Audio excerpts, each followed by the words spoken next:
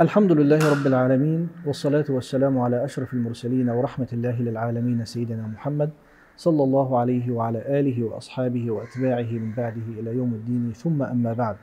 أيها المشاهد الكريم، سلام الله عليك ورحمته وبركاته، وبعد. فنتحدث بحول الله تعالى في هذه الحلقة عن الرد على شبهات المستشرقين حول ذهابه صلى الله عليه وسلم إلى غار حراء. ففي البداية، من هو المستشرق؟ المستشرق صفة لكل عالم غربي تبحر في علوم الشرق. هدف هذا الاستشراق هو الطعن في ثوابت الإسلام لزعزعة المسلمين في عقيدتهم أو ثوابتهم، سواء أكان ذلك في القرآن الكريم أو في شخص النبي صلى الله عليه وسلم أو في سنته أو في الصحابة الكرام. واستخدم المستشرقون مناهج متعددة من أجل الوصول إلى أغراضهم الخبيثة، منها مثلا منهج العكس، والمقصود به قلب الحقائق، ومنها أيضا التأثير والتأثر، أي أن الإسلام تأثر بغيره من الأديان وليس دينا سماويا، ومنها أيضا النفي والافتراض، وهذا ينطبق على التهمة التي معنا التي نرد عليها إن شاء الله تعالى.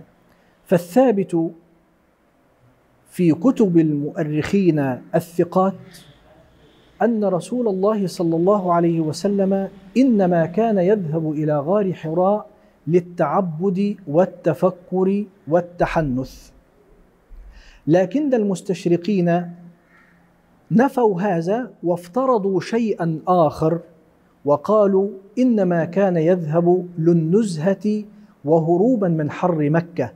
لماذا؟ قالوا وزعموا أن النبي صلى الله عليه وسلم كان فقيرا لم يكن معه مال. والرد على هذه الشبهة من ناحيتين: الناحية الأولى التاريخية، والناحية الثانية العقلية. أما الناحية التاريخية فذكرت كتب التاريخ أن مكة قبل بعثة النبي صلى الله عليه وسلم كانت تعاني من الجفاف الروحي، الجفاف الديني، بمعنى العرب كانوا يعبدون الأصنام، ولكن هل كانت هذه العبادة تشبع رغبتهم الدينية؟ الجواب لا. لماذا؟ كما عبر القرآن الكريم: ما نعبدهم إلا ليقربونا إلى الله زلفى، وكانوا يعبدونها متابعة للآباء والأجداد. ومن ثم خرج كثير من عقلاء مكة بحثا عن الحق، لأنهم لم يرتضوا بعبادة الأصنام. كان من هؤلاء الذين خرجوا بحثا عن الحق والحقيقة ورقة ابن نوفل، وزيد بن عمرو بن نفيل، وأيضا عمرو بن الحويرث. خرجوا بحثا عن الدين الحق.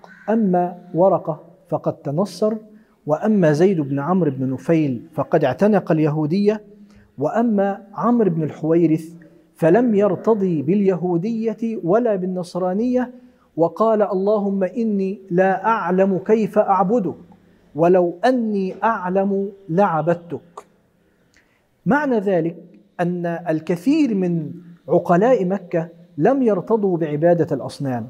ومن هنا أيضا كان بحثه صلى الله عليه وسلم عن الدين الحق، وهذا الذي ورد في القرآن الكريم في سورة الضحى في قوله تعالى: ووجدك ضالا فهدى. ليس المقصود هنا الضلال من الغواية، وإنما المقصود وجدك باحثا عن الحقيقة وعن الحق فهداك الله إليه. معنى ذلك أن خروجه صلى الله عليه وآله وسلم كان بحثا عن الدين الحق وعن الحقيقة، وهذا هو الدليل الأول التاريخي لرد هذه الشبهة. أما الدليل العقلي فهو أنه صلى الله عليه وسلم لم يكن فقيرا، فبعدما تزوج بالسيدة خديجة رضي الله عنها أغنته بمالها. والدليل العقلي الثاني أنه صلى الله عليه وسلم كان يذهب إلى غار حراء منفردا، وليس هذا حال من يذهب إلى النزهة. من يذهب إلى النزهة يأخذ معه زوجته، يأخذ معه أولاده، يأخذ معه أصدقاءه. أما رسول الله صلى الله عليه وسلم فكان يذهب وحده من أجل العبادة والتفكر في الكون، من أجل الوصول إلى الحقيقة. وفي النهاية لو أجهد المستشرقون أنفسهم في إقناع الناس بالحق لكان أيسر عليهم من إجهاد أنفسهم في إقناع الناس بالباطل، ولكن الله يهدي من يشاء إلى صراط مستقيم. وفي نهاية الحلقة أطرح سؤالي: هل تستطيع أيها المشاهد الكريم أن ترد على من زعم من المستشرقين أن النبي صلى الله عليه وسلم كان يذهب لغار حراء للنزهة وليس للتعبد؟ أرجو عموم النفع وأسأل الله القبول، وجزاكم الله خيرا، والسلام عليكم ورحمة الله وبركاته.